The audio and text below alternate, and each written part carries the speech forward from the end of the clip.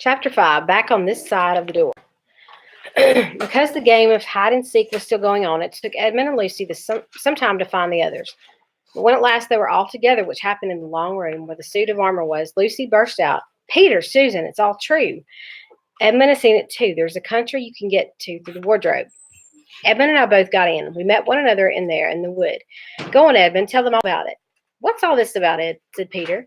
And now we come to one of the nastiest things in the story. Up to that moment, Edmund had been feeling sick and sulky and annoyed with Lucy for being right, but he hadn't made up his mind to do what to do. When Peter suddenly asked him the question, he decided all at once to do the meanest and the most spiteful thing he could think of. He decided to let Lucy down. "Tell us, Ed," said Susan, and Edmund gave a very superior look as if he were far older than Lucy. There was really only a year's difference, and then a little snigger and said, "Oh yes, Lucy, and I've been playing, pretending that all our story about a country in the wardrobe is true. Just for fun, of course. There's nothing there." Poor Lucy gave Edmund one look and rushed out of the room. Edmund, who was becoming a nastier person every minute, thought that he had scored a great success and went on at once to say, "There she goes again. What's the matter with her? That's the worst of young kids. They always—" "Look here," said Peter, turning on him savagely. "Shut up. You've been perfectly beastly to Lou ever since she started this nonsense about the wardrobe, and now you go playing games with her about it and setting her off again. I believe you did it simply out of spite. But it's all nonsense," said Edmund, very taken aback. "Of course it's all nonsense," said Peter. "That's just the point. Lou was perfectly all right when we left home, but since we've been down here, she seems to be either going queer in the head or else turning into a most frightful liar.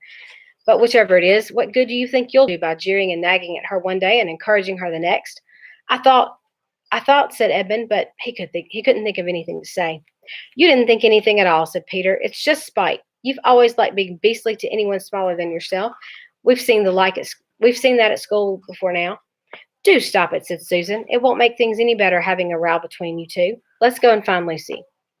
It was not surprising that when they found Lucy, a good deal later, everyone could see that she'd been crying. Nothing they could say to her made any difference. She stuck to her story and said, "I don't care what you think and I don't care what you say. You can tell the professor or you can write to mother or you can do anything you like. I know I've met a fawn in there and I wish I'd stayed there and you are all beasts." It was an unpleasant evening. Lucy was miserable and Edmund was beginning to feel that his plan wasn't working as well as he had expected. The two older ones were really beginning to think that Lucy was out of her mind. They stood in the passage talking about it in whispers long after she'd gone to bed. The result was that the next morning they decided that they would go and tell the whole thing to the professor. "He'll write to father if he thinks there's really something wrong with Lou," said Peter. "It's going beyond us. It's getting beyond us." So they went and knocked at the study door, and the professor said, "Come in," and got up and found chairs for them and said he was quiet at their disposal. Then he sat listening to them with the tips of his fingers pressed together and never interrupting till they had finished the whole story. After that, he said nothing for quite a long time. Then he cleared his throat and said the last thing either of them expected. "How do you know," he asked, "that your sister's story is not true?" "Oh, but," began Susan, and then stopped. Anyone could see from the old man's face that he was perfectly serious. Then Susan pulled herself together and said, "But Edmund said they had only been pretending." "That is a point," said the professor, "which certainly deserves consideration, very, very careful consideration. For instance, if you will excuse me for asking the question, does your experience lead you to regard your brother or your sister as the more reliable? I mean, which is the more truthful?" "That's just the funny thing about it, sir," said Peter. "Up until now, I'd have said Lucy every time." "And what do you think, my dear?" said the professor, turning to Susan. "Well," said Susan, "in general, I'd say the same as Peter, but this couldn't be true. All this about the wood and the fawn, that is more than I know," said the professor, "and the charge of lying against someone whom you've always found truthful is a very serious thing indeed." "We were afraid it mightn't even be lying," said Susan. "We thought there might be something wrong with Lucy." "Madness, you mean?" said the professor quite coolly. "Oh, you can make your minds easily about that. One has only to look at her and talk to her to see that she's not mad." "But then," said Susan and stopped. She had never dreamed that a grown-up would talk like the professor and didn't know what to think. "Logic," said the professor half to himself. "Why don't they teach logic at these schools? There are only three possibilities. Either your sister's telling lies, she's mad, or she's telling the truth.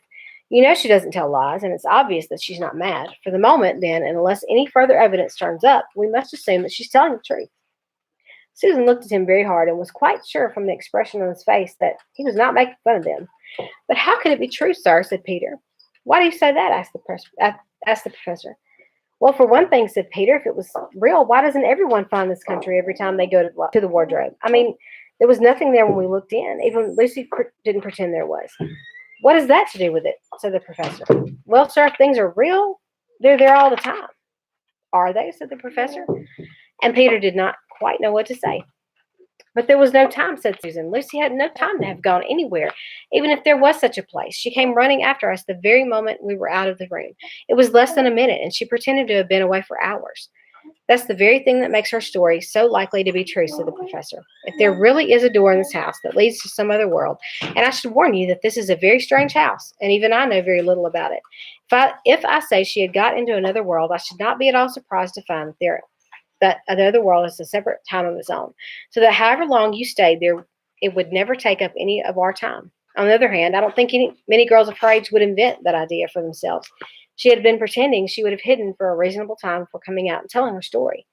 But do you really mean, sir, said Peter, that there could be other worlds all over the place, just around the corner like that? Nothing is more probable, said the professor, taking off his spectacles and beginning to polish them while he muttered to himself. I wonder what they do teach them at these schools. But what are we to do, said Susan. She felt that the conversation was beginning to get off the point. My dear young lady, said the professor, suddenly looking up with a very sharp expression at both of them, there's one plan which no one has yet suggested, and which is well worth trying. What's that? Said Susan. We might all try minding our own business, he said.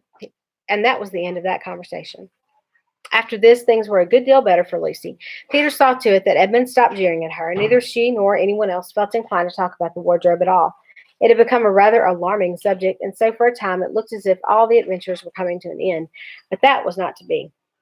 The house of the professors, which even he knew so little about, was so old and famous that people from all over England used to come and ask permission to see it over it. It was the sort of house that is mentioned in guidebooks and even in histories, and well it might be, for all the manner of stories were told about it. Some of them even stranger than the one I'm telling you now.